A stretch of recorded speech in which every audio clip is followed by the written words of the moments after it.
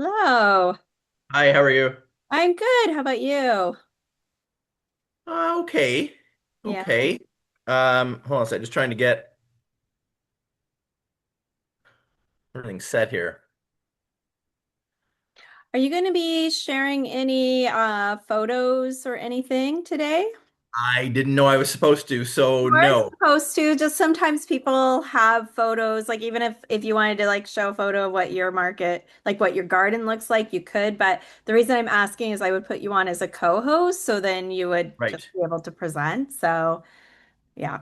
Yeah, you know what? Maybe not this time, but in the future, because I this is going monthly for the next couple of months, right? Yeah. Now, are they themed? Is each month themed differently or Yeah. So I have so we have this month setting up for the season. Next month we'll be managing the workload. July is what's actually selling. August is price and profitability.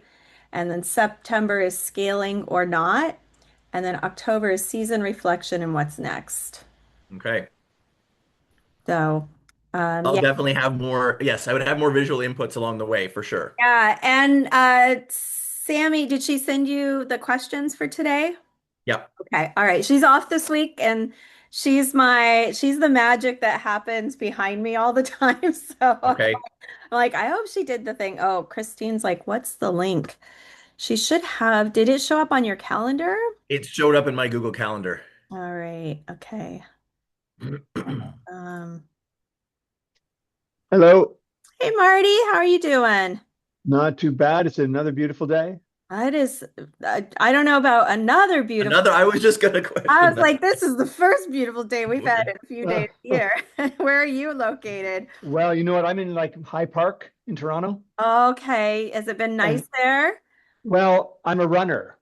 And so even though yesterday it was kind of cool and a little bit rainy, actually nice weather to be out there running in. Okay. So, you know, there's always something, right, that'll work. Yeah, My yeah. wife and daughter, my wife and daughter are runners in Toronto as well, and they are Ah, saying the same thing. Beautiful ah, weather. yeah, see, There there you you are. go. There you go. We I'm had that. I'm a beekeeper and like I couldn't get out for like 3 straight days. And yesterday I had to go into my hives and they were mad at me.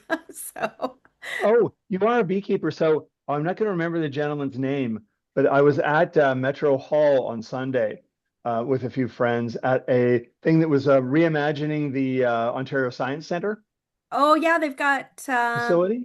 yeah. One of the guys, white hair, white mustache, and he is something with like a beekeepers association. Oh, okay. And Yeah. he was there, spoke very well, and about talking about having bees there because they were Oh, talking about you know things to do. Obviously, it's not going to be a science center again, yeah. um, but how can we make it something that people can use? Yeah. Um, and the beekeeping aspect was an interesting one. Okay, yeah, that would have been Paul. Trying to remember Paul's last name, but it would be Paul. Nice, nice guy, thin white Yeah. hair. Yeah, I Yeah, know. Yep. well spoken. So, hello, Giselle. All right, Christine, we're waiting for her to get the link, so hopefully she got it. All right. There you Christine. are, Christine. Yay. Oh, And sorry, we're I'm a bit late. yeah, oh, no problem. I wanted to ask you, are you going to be sharing like any pictures or anything today? Hadn't planned on it. Okay, all right. If in the future, like if you do want to share anything, I just want to make you a co-host if that's the case, and then you guys are easily able to share your screen if needed. I will keep that in mind for next time and try and find some fun pictures. Yeah. We do these coffee chats with different groups each week, and our grain farmers are like they got the big old tractors. They've got so they have pictures that you're just like, whoa, that is impressive. So, but they come with pictures, like they're ready to like share their cool stuff. All right, I'll let people roll in here. I don't know how many we have signed up today. But my co-pilot, Sammy, she is an artist and she's got an art show in Toronto this week, so she's taking the week off.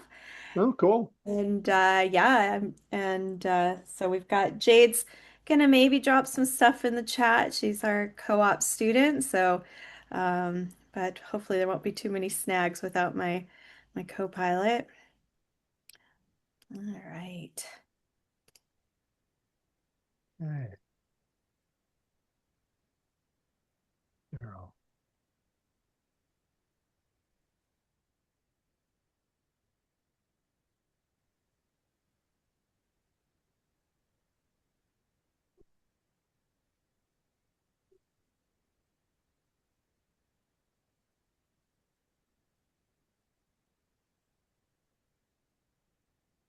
Like, what is the date today?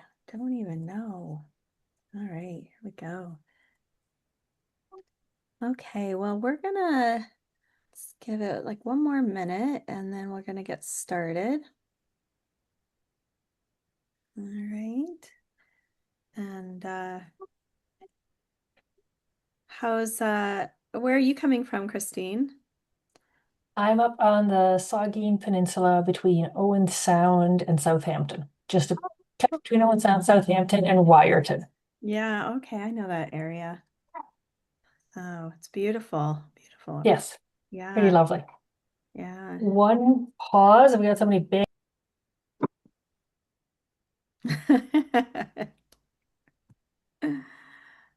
Okay. We'll definitely wait for Kristine to get back here.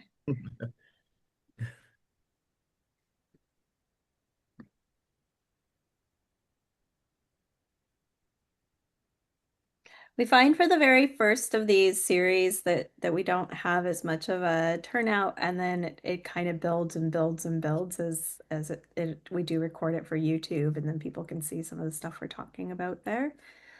So I'm gonna go ahead and get ready here with my screen. You guys can just let me know that you're seeing that. So Yep, yeah, got it. all is well. Okay. All right. And yeah, so um I'm actually gonna give me one second here because my notes are not on that screen, and usually Sammy's sharing the screen. I gotta do this a little different than I normally would. Okay, so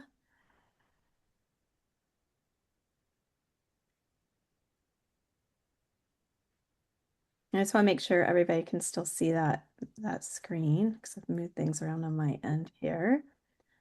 Are we still seeing the welcome screen? Yeah, okay, perfect. All right, so I want to welcome all of you to our very first Market Gardener coffee chat. And so, of course, the first thing I do is I say, do you have your coffee? And it's a little warm today, so I actually have my Soda Stream Thanks. water here. But first things first, we got to make sure we are ready for the afternoon. So this series was designed to create an informal space. So we're going to be chatting for the next 6 months actually with our market gardeners. And they're going to connect and share their experiences, their challenges, and hopefully we can learn through their journey some things that we maybe are able to apply to our own farming. So rather than like a presentation or a lecture, usually they're conversations. I have questions for them, uh, and then we get to reflect on what's actually happening on these farms in real time. And so, as we see the season unfolding, we'll be unfolding in real time with them, and that's going to be a lot of fun. So we'll be going through production, maybe the challenges as they start coming up through the season. Of course, there's not going to be any challenges. It's going to be a perfect summer, and we're going to have the exact amount of rain and sun and all the conditions that we need, right? But if it happens to not go that way, we'll be able to discuss that in real time. And really, the goal is to, build a space for practical discussion, problem solving, and just really a great learning space. So today we're starting at the very beginning of the season and looking at what decisions are already shaping the year, what pressures are already emerging, and how our guests, market gardeners, are approaching the months ahead through the organic lens. And so, before we want to dive into this a little bit more deeply, I want to just welcome you to Ontario Organic uh, and make sure that we always acknowledge the land from where we're coming. So if you want to drop your land acknowledgement in the chat, and also just in general where you're coming from, and if you are a farmer or just interested in what we're doing, we always like to see that in the chat and know who you are. But we want to recognize that we're all coming from across all of Ontario. And so we recognize that the farm, the land, the food systems that we work within are part of the traditional territories of many Indigenous nations. And we acknowledge the longstanding relationship they have with the land and knowledge that, and their knowledge that continues to shape how the land is cared for today.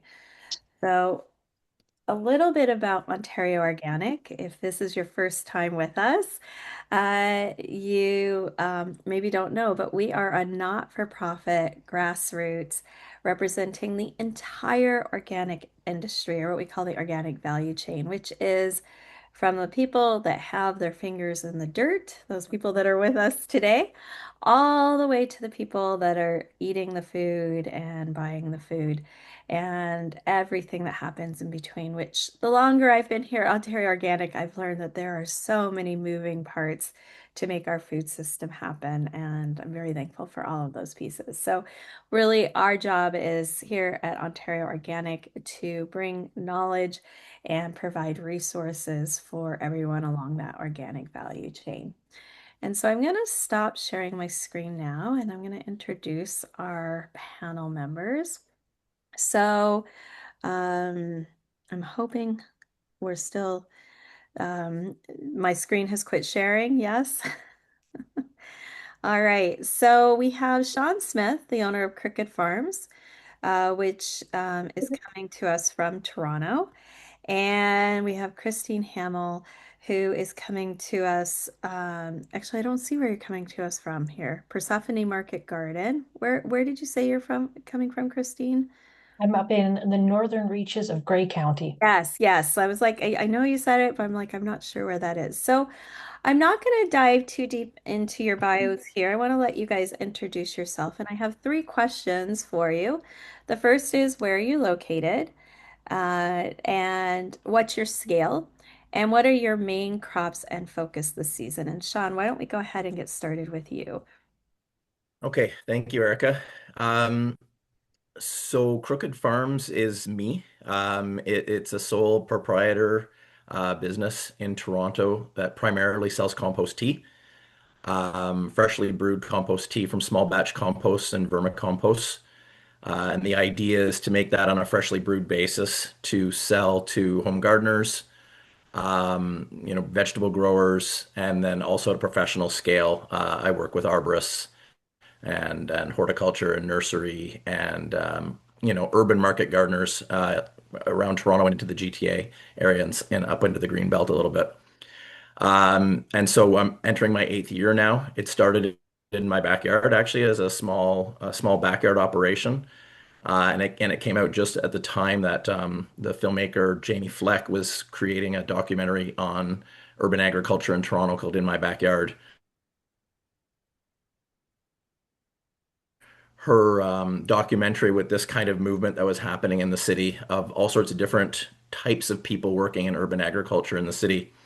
And then from there, it's scaled up a little bit. Now I have almost a quarter acre at Downsview Park in the recently formed Many Hands Urban Farm Collective. There are 6 members who work together as a nonprofit collective. And we've just secured a 20-year lease from Canada Lands Corporation in Downsview Park for 9 acres there. Most of them are larger, more traditional market garden type farmers, and I operate kind of an experimental space there where I do compost education and some urban agriculture projects increasingly have moved into vegetable growing on a commercial basis starting last year, kind of in the, if we believe in sort of 7-year cycles, I'm beginning that second 7-year cycle. And a big part of that was moving into vegetable production to kind of show what it is that the compost tea does. So my focus is always going to be small composting and compost tea production, but increasingly it's moving into other, as part of the sort of general diversification of farm income and revenue, that we hear a lot about. But also for me in particular, kind of to demonstrate what it is that my primary product does when put into production context. Okay. Okay. All right. Well, thanks, Sean. That's like a really very niche and interesting place that you're coming from. And I really like this idea of a cooperative, like it's gardens there in Toronto too. I'd love to come for a tour there at some point. That sounds like a really great place. Yeah, we work there of the 6 members, 3 are sort of traditional market garden production farmers. One is the YMCA who is growing food for their programs. One is a teaching program called Homestead TO, which kind of attempts to scale backyard growers up into what market gardeners do, and so they can take some of those lessons back home to Oh, their home vegetable gardens. And then like I said, myself is the other member of the cooperative.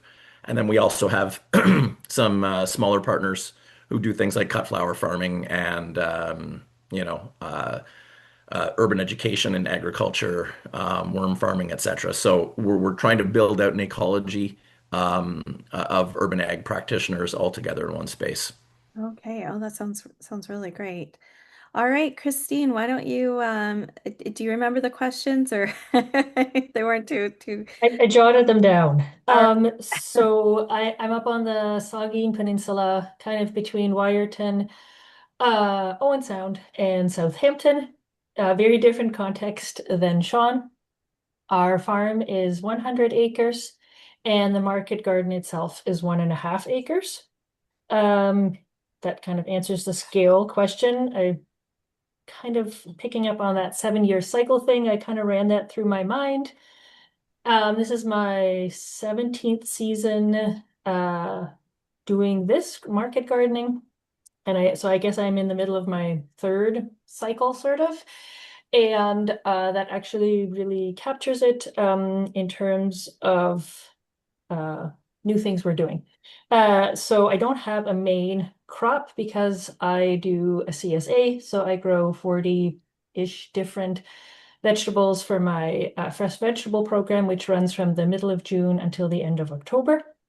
Uh, I don't really do any season extension greenhouses. It's all out in the field. I have a couple of little greenhouses for starting transplants, but beyond that, not.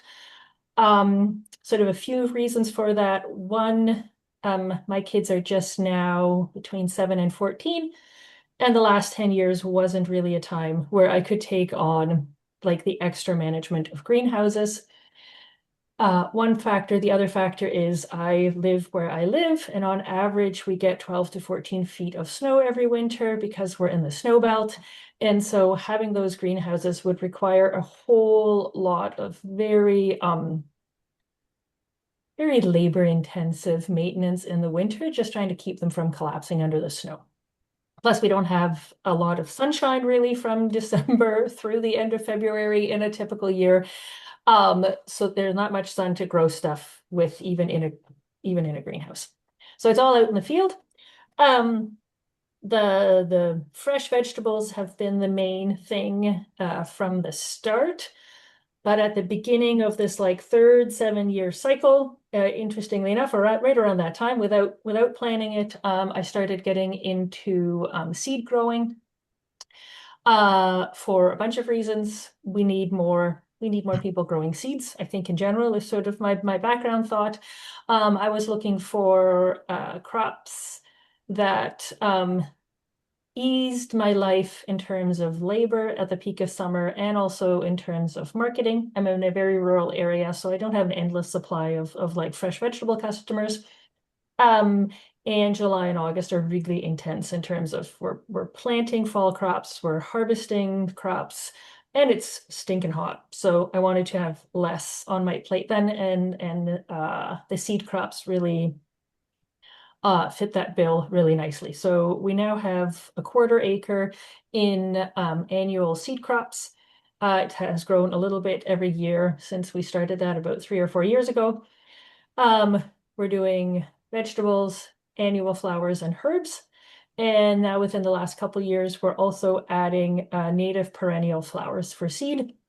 And so we have another 1/4 acre block that I'm transitioning into perennials for seed and also basket willow, um, because I think it's fun Yeah. and they look great Yeah. as they're growing in summer.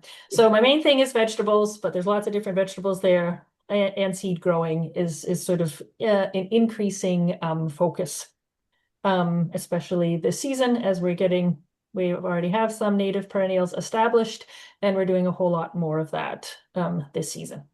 Okay. All right. And that's really interesting to hear, that sometimes you make a decision because you just like the way something looks, right? Like sometimes, people are like, well, trying to figure out what to grow and yeah, sometimes there's all sorts of reasons. For you, Sean, and same for Christine, are you certified organic? And if you are all your products certified organic or just a part, or are you transitioning? And do you have any other certifications if you do? So I'll start with you, Sean. Okay. The short answer is no. The longer answer is I tr sort of tried at one point. I had clients who were using compost tea who wanted to be certified organic, which meant that they needed to come to me and find out what my product was all about. It's really super difficult to get compost and then compost tea certified. Partly because the inputs, especially at a small scale, are not always well known. When you're operating at a larger scale, you have a pretty, for example, if you were dealing with the green bin system in Toronto, you have a fairly well understood and predictable set of inputs that are going to be your feedstocks for compost, therefore making it more easily to become certified. Myself, I don't work that way. It's very opportunistic, depending on when I am making compost, what's available at a certain time. And then you're always having to craft a recipe based on that, not lending itself easily to organic certification. And then I use some other inputs on top of that to make the tea. So it was a challenge for me, and I was too small scale at the time to make it work economically. That being said, organic and regenerative approaches to doing everything obviously guides the business. If you're going to be in soil health, um, you know, selling compost tea, it's your whole reason for being. So I can say that I always try and practice the practices, even if I'm not certified per se. In terms of certification, what I do have is the Compost Council of Canada compost facility operator certification. Now, that's typically understood for kind of like big, waste management style compost companies, this program. But I still wanted to take it to see kind of how those work and to be able to adapt as necessary. I totally consider myself not one of those institutions. I kind of like the idea of considering myself a compost farmer or a microbe farmer. And I see those as, very distinct from a waste management company that produces compost. So yes, I have these certifications. I don't know how relevant they are, except for the fact of helping me understand, what it takes to manage organics at the city level. I mean, it's a big deal.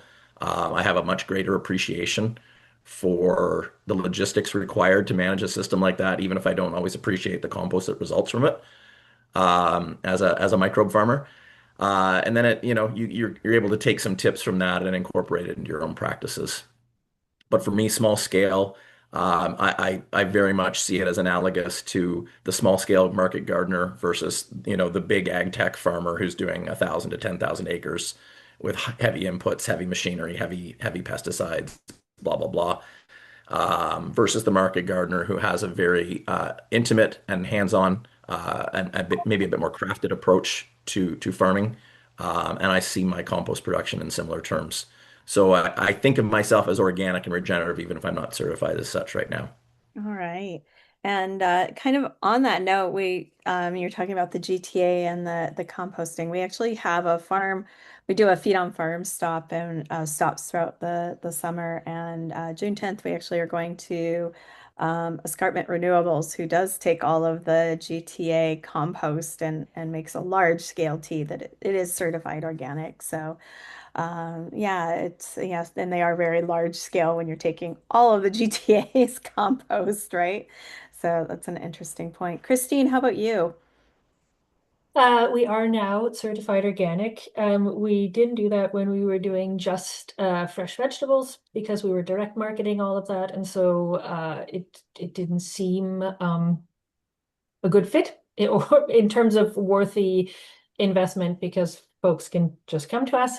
At this point, it is certified because for the seeds, I needed that. The small bioregional seed companies that I grow on contract for are certified organic. So in order to be able to work with them, my production also needs to be certified organic. So the fresh vegetables and the seed is certified. The only challenge there is that um, the only edible plants can be certified organic, and some like cut flowers are not. And so I just don't grow those because that becomes tricky in terms of that. With the native perennials, there will be some that are certifiable and some that are not, depending on whether they are edible. Okay. Yeah, it is an interesting and a difficult thing, I think, with the system about that, non-edible not being certified. It doesn't have we don't have anything set up for that. All right. So the first question I kind of wanted just to ask you about getting started for your season. You started in winter, I'm imagining, and maybe last fall and maybe last summer. Like, I don't know how far back you go back to start planning for the next season. But can you tell me what you've done to prepare for this upcoming season, and then how that's playing out so far, and if you found any challenges based on what you had planned, or if everything's going according to plan? And Christine, we'll go ahead and start with you on that question. Um, in some sense, all of the last 16 years are a preparation for this coming season. More like concretely, I generally start in January. Um, Planning the season. I do my crop planning quite detailed, also in terms of scheduling things so that I have um, a selection of vegetables every week of those 20 weeks when I'm delivering to my CSA. So that gets worked out in quite a bit of detail in terms of locations in the garden, quantities, and timing of starting transplants. And we do mostly transplanting, just a little bit of direct seeding. So that is outlined in detail. I try to have most of my marketing done in winter, still sort of selling the last few CSA shares now, but the contract work with the seed companies is done. Those crops are organized. It's a matter of like doing it now. Hiring this year was interesting. I also started that sort of probably in February in terms of advertising. I had very few applications in contrast to other years. Um, in the end, I did find a good sized crew, but some of those folks are starting a bit later. So we've started the season off a little short staffed the first 3 or 4 weeks. I was pretty tired by the end of last week as a result, but now have a second person on part-time. So that's picking up, and I think we'll be able to not get behind, and instead hopefully stay mostly where we need to be, um, which is very preferable. The further you get behind, I find a thing that 2 weeks ago would have taken, say, a morning to get done. If it's 2 weeks late, often it takes way more time. So things kind of balloon. So I really try to be strategic about punching holes in those balloons before they get too too overwhelming. Um, one other thing I did This year that I haven't done in the past is that I organized some physiotherapy for myself in March. I noticed my back was a little sore last year. I hadn't had that in the past. And so I did that in March, and I think that has really been super beneficial just to get myself, because most of the garden is really in the end physical work, get myself taken care of and having the muscles hopefully mostly in the right places to be doing the work. And that has paid off well because while I've been tired and also a little bit sore, I don't think there's been any injuries or any kind of really negative wear and tear on my body. And the longer I do this, the more I realize that that really needs to be, in the end, part of the planning and preparation for the season. You know what? That's like a really good point about prepping your body for the season. And I know I don't think we've really discussed that a whole lot in the past. I'm a beekeeper. I 16 years of beekeeping have been rough on my body is an understatement, and the same for farming, right? When it's super physical. And I would never ever have considered doing physio ahead of time to prep for a season. That's 17 years there, I guess, of that wisdom to have that coming in. And how many employees do you have there, Kristine? So at this point, I have one full-time and one part-time who's doing 2 days a week. And hopefully in June, we'll have another full-time person joining us. And there's a bit of overlap in the full-times. There'll be a few months in the summer where they're both here, and then one person heads back off to university. And then I'll be down to like one person full-time and a part-time for the latter part of the season. Okay, all right. And Sean, how about you? What does your planning look like, and how are things going at this point for you?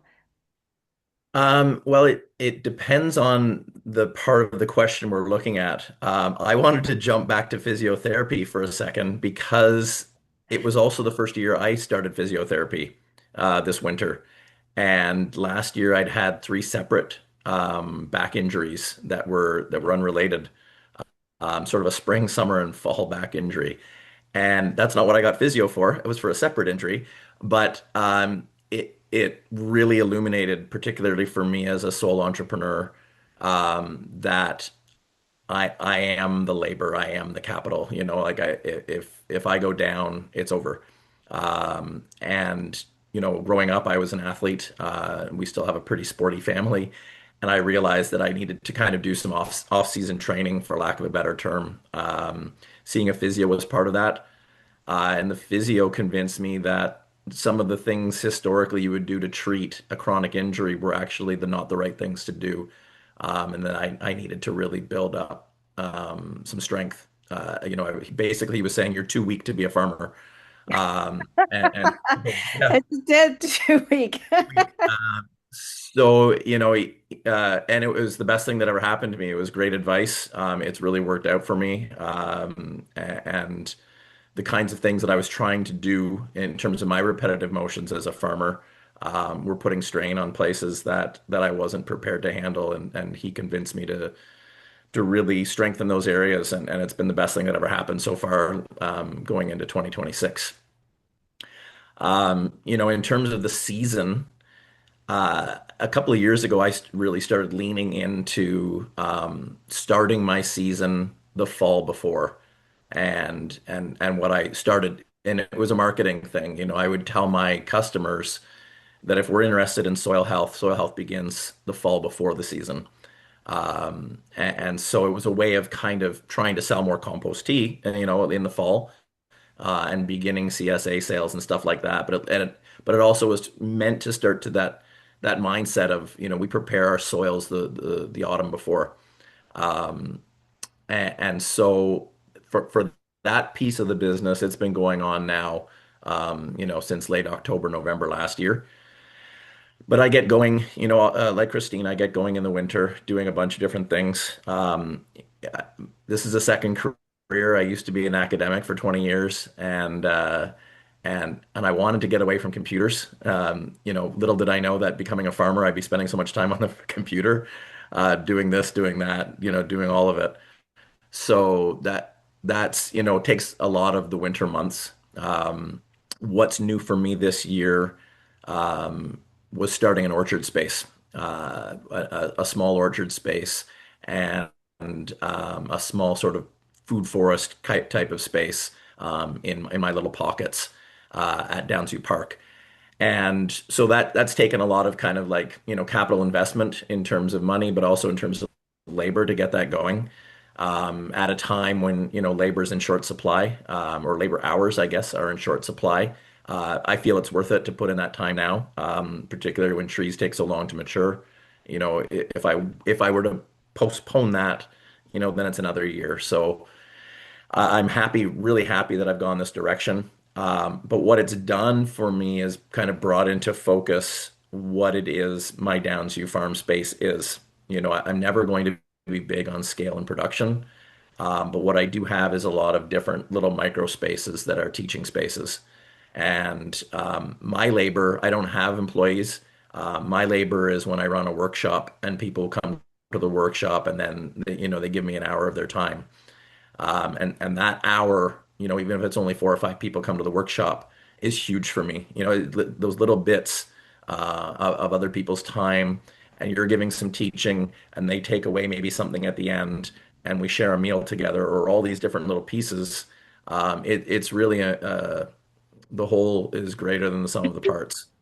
Um, and I think planning to plant this orchard this year has really helped me lean into that, where uh, in the future, I envision these as being, am I going to make $1 million selling apples? No, but what I can do is offer a workshop about pruning apple trees, or another one about holistic tree care, or another one about, let's have an apple tasting night because we have lots of different varieties of apples, and so on and so forth. And you value add in a different way, and so Oh, that yeah. really helped give me focus. Yeah, that's a good, it's good to like have an education experience tied into your journey as well when you're doing things and you can and share that information. Christine, do you have any orchard trees or anything at your garden? Yes, they're not really part of the CSA. They're more like a family project. We have over the years planted apples and pears and Asian pears and plums and chums and grapes and raspberries and peaches. And because we have space in our backfield, we've also over the last 6 or so years started what we call a nut savanna. So we've planted lots of different oaks and nuts and Oh, uh kind of seeing where that goes. It's a fairly low intensive endeavor and the trees really have to toughen up, but there's quite a lot that are coming along nicely. okay. All right. Well, that's I love the idea of growing nut trees. And we do have a couple of certified organic nut companies in Ontario. So definitely it's happening. So right now, are you feeling pressure from like the weather? I know that our grain farmers have really been struggling with the weather in general.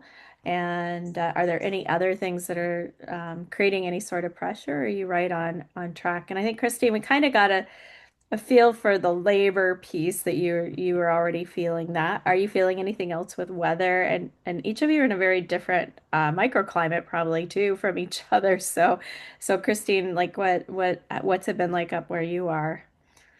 Um, we had lots of snow this winter and a really quite a wet March and April, which is wonderful because I've also had very dry springs. We don't have that this year, so that's great. We do a fairly no-till approach, so I can handle wet soil. It's not slowing us down. What has been challenging the last few weeks is that it's been mostly quite cool, including quite heavy frosts into last week. And like not just frost that would be bad for tender crops, but frost that actually like throttled crops that can usually handle frost, which really took a hit. Um, and we've had really wild swings in temperature. So we've had a couple times now that it really like within, I don't know, 48 hours had probably a good 30 plus degree swing in temperature. So last week we had like 2 days where we were humidex is in the mid 30s, and then like a night later, we actually had that heavy frost, which isn't great for the plants and also just hard to navigate physically in terms of like, am I in the summer rhythm now, or am I still wearing my wool sweaters and back and forth? Um, that seems to be settling down this week, so we are actually putting tender stuff out. Uh, fingers crossed that it stays pretty warm. Other than that, we haven't yet uh felt any acute pressures uh in terms of the biology or ecology of things. Yeah, and I'll probably ask you guys that each month to know what these pressures are, and they'll probably change as we go along. How about you, Sean? Are you feeling anything there? Yeah, I mean, I've already mentioned sort of labor hours are a big one for me. My farm is located on the other side of Toronto from where I live. I live in the east end of Toronto, and Downsview Park is in the northwest. So at best, with kind of decent traffic, it's a 35-minute commute for me. It's not always at best. I'm also the primary at-home parent, so I have sort of uh, pick up and drop off school responsibilities, at the beginning and end of the day. So you put that all together with Toronto traffic and my time windows at the farm are small. Um, I, so I have to be able to kind of plan for things that I can do at my home in East York, other types of farming activities that I can do at Downsview. And I'm really blessed actually to be part of this collective where there's days that are super hot in the greenhouse, and I have one of my colleagues who will water for me or that kind of thing. I mean, I think that kind of community collective approach, I don't know if I'd be able to do what I do without it. So I'm fortunate for that. Labor's always a time crunch though. Um, the weather-wise, I mean, we've had the same weather challenges as everybody else, but at the farm, we have terrible soil. I mean, it's super compacted, and and so the amount of rain we've had lately, the drainage is really poor. Most of the fields have drainage tile installed, but where I'm located, on the kind of if you want to call it the back 40 of the farm, there is no drainage tile installed there. And it all kind of slopes downward past me towards a drainage ditch that feeds into a central pond in Downsview Park. So I'm more wet than everybody else, which has made things super problematic right now in terms of getting things going. Um, but I know it's going to catch up in time, and I'm fortunate that again, commercial vegetable production is not my primary income source. It's secondary. Compost tea is clicking along just fine. And we're coming right up to the time of the first professionals have already been served for the season, and now we're coming into kind of where the home growers and gardeners are going to start getting their compost tea at late May, early June. Okay, all right. So yeah, the soil's really going to matter. Are you doing a lot of soil amendments to try to start to break up that compaction? I try and just use my own stuff. That's part of the gig, right? I want to be able to replicate what I did in my own home space a decade ago. When I first moved into my home, it was an atrocious, typical East York concrete backyard. Concrete, dirt, no organic matter, nothing. It was awful. And just over time, working compost, working microbial life, doing a little bit of cover cropping, a little bit of all this kind of stuff, to try and make a backyard farm out of that. And now to the point where this kind of rain we've had the last few days is not an issue in that space. It sponges it all up and it'll hold that for a while. Um, and so now how do I replicate that in a perhaps more challenging, more exposed space? Downsview is very much more exposed. We're out near the airport. And so it's super windy, super sun. Like once the rains stop, it'll be a drought most of the rest of the summer. And so how can we replicate that approach? And I like to be as little tillage as possible as well, like Kristine. So I try to build sort of compost mulch beds on top of, and then and then let the biology start to break up what's underneath after that. So it's a time thing, and I know it's a time thing, and like I said, I because I'm not um, producing vegetables as a primary income source. I've got a bit more time, I think, as long as we're having a learning experience around that in the interim. That whole thing. Yeah, you're definitely transitioning that space into Correct. workable space. Yeah. Kristine, for you, I'm realizing one has a greenhouse, one doesn't have a greenhouse. What's in the ground for you now? And are you still putting seeds in? Are you going to be waiting a little bit longer? Um what's it looking like on your space right now?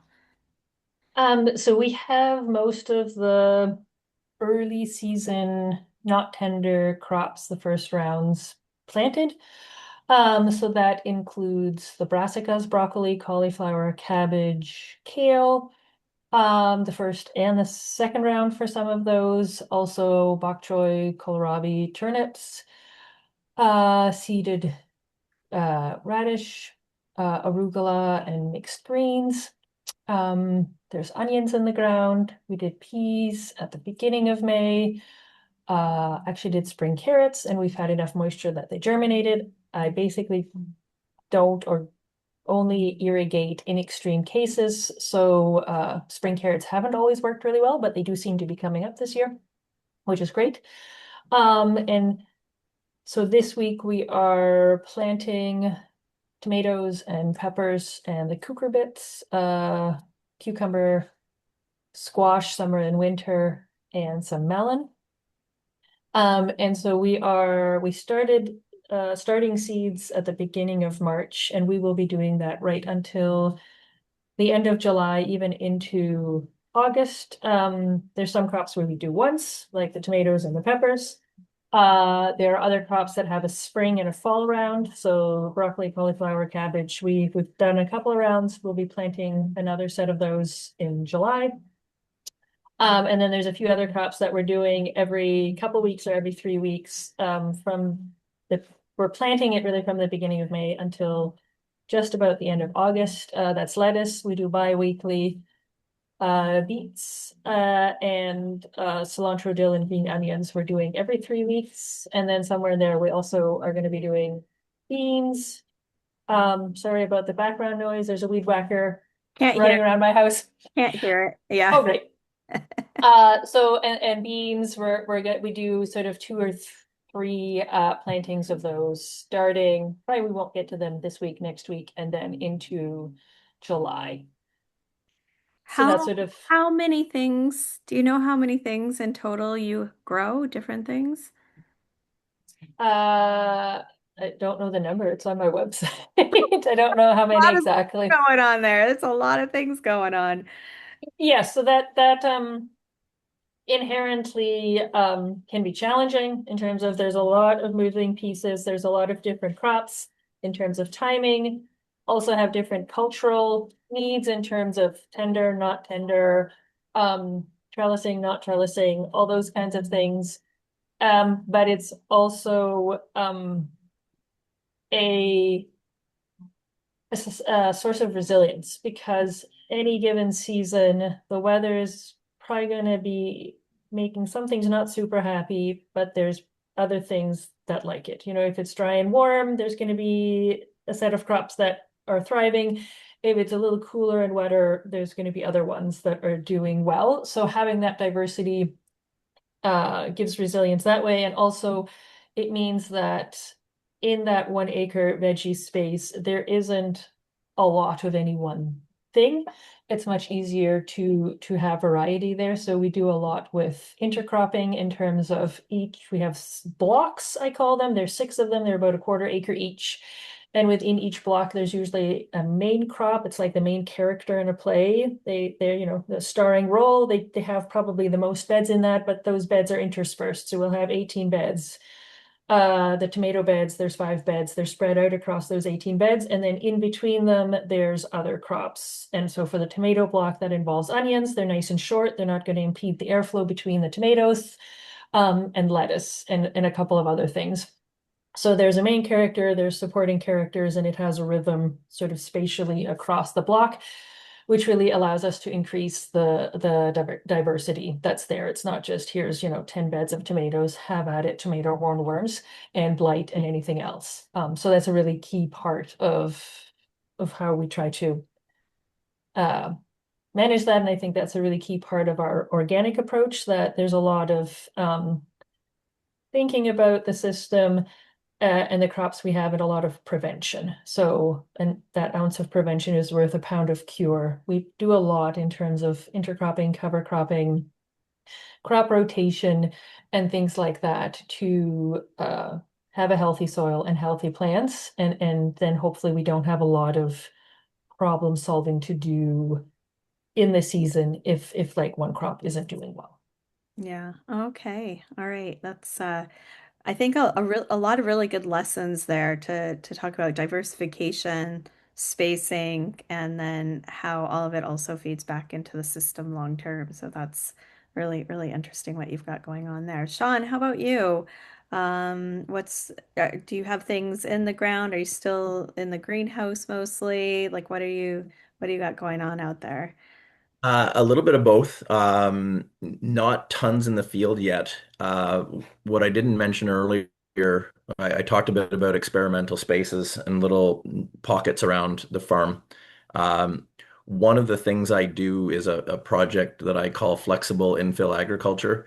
And I'm trying to experiment with ways of growing on empty condo development lots in the city at scale. Um, we've got all these empty parcels of land that will sit for 2, 3, 4, 5, 6, 7 years, potentially, waiting for municipal approval, potentially waiting for bank financing, potentially waiting for ground remediation, any number of reasons. I would love to see food grown on these spaces. Um, Developers may or may not be looking for, environmental, um, or social benefit credit for the things that they do. There are, tax advantages still on the books for agricultural land in the city. That's about 1/20th of the tax rate of what you pay for condo building. So there's all these reasons to be able to grow on these spaces, but to do it at scale would be quite expensive. Bringing in kind of raised bed planters or even milk crates on a per square foot basis is quite expensive. So I've been working for a couple of years with doing it in wood pallets instead, where you'll get 5 to 6 inches of soil depth, but you'll be able to kind of wrap the bottoms of these, fill them with soil and compost, and then grow in them as if it was almost like the old Farmville video game where you would build these little squares out, and you can build these wood pallets out and grow in them. And the soil depth is basically what you get in a rooftop farm. So something like TMU in Toronto, the rooftop farm, or the Big Carrot rooftop garden in Toronto are kind of exemplars for me in terms of what can be done in shallow growing space. And so the other thing is that the soil warms up a lot more quickly. So I've had stuff planted now for 2.5, 3 weeks, I think, in the wood pallet farm space. So that's good. It gets me going early in the spring with some spring greens and lettuces and stuff like that. And now it's a matter of just pushing that system so that I can bring municipal stakeholders and developers in this summer to kind of look at here's what can be done in your space if only you will give us the space to use. Um, in terms of like Kristine, the more tender stuff like tomatoes and peppers, they're still in the greenhouse right now, and will be coming outside probably late this week, early next week. Okay, all right. So I want to open up the for questions. So if anybody has any questions in our audience, we're a small group here today. And so yeah, if we have any questions from the group here that would like to um I see Jim, you just came on. Do you have a question there?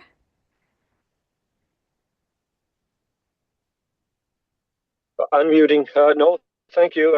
I guess being in the Canadian organic growers, we're always looking at everyone's little trials and tribulations with all the getting certified and everything. So it's great to see such dedicated farmers working on that.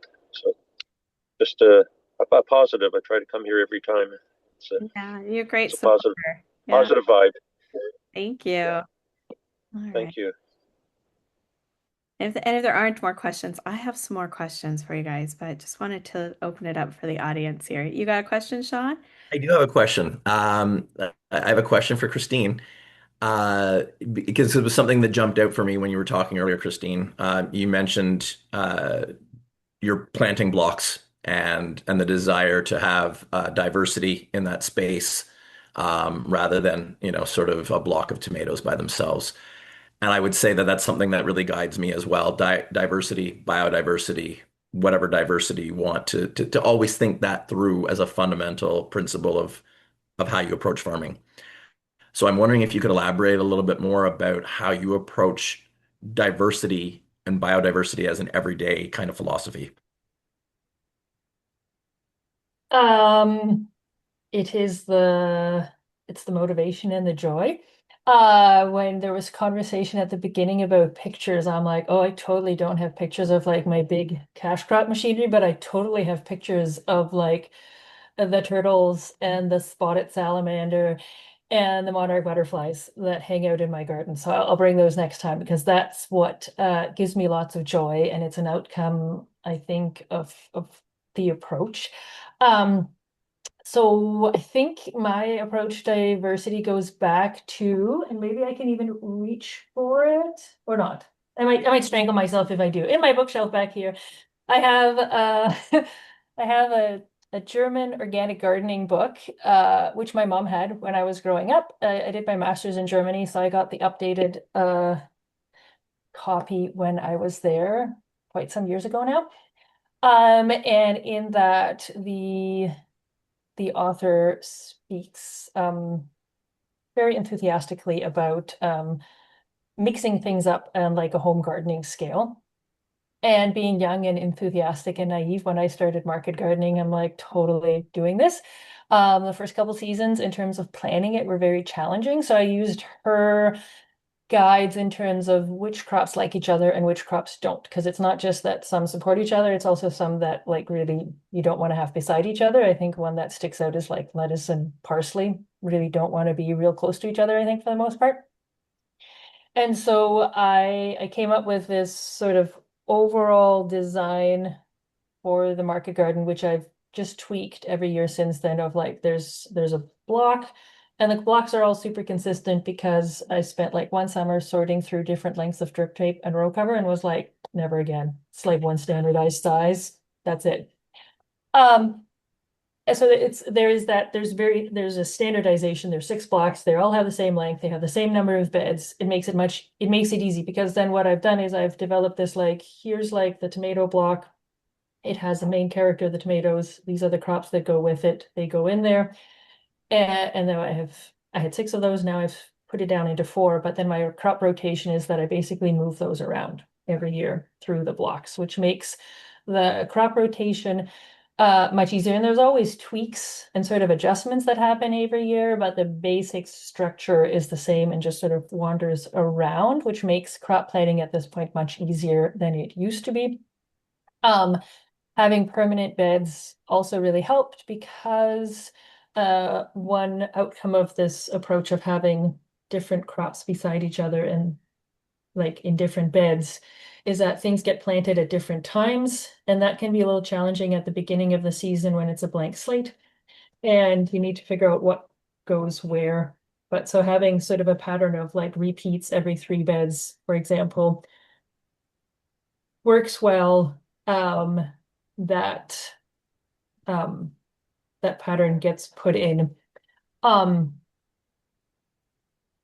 and I need pictures next time. I'll bring pictures next time Yeah, to sort of we'll show share pictures next time. Yeah. to show what it looks like. And then I also do some intercropping within beds. So I think one real Achilles heel of market gardening is that so many of our crops are the brassicas, the crucifers, cabbages, broccoli, blah, blah, blah, and also chenopod, so beets, chard, and spinach. And those are all interestingly, from my understanding at this point, non-mycorrhizal.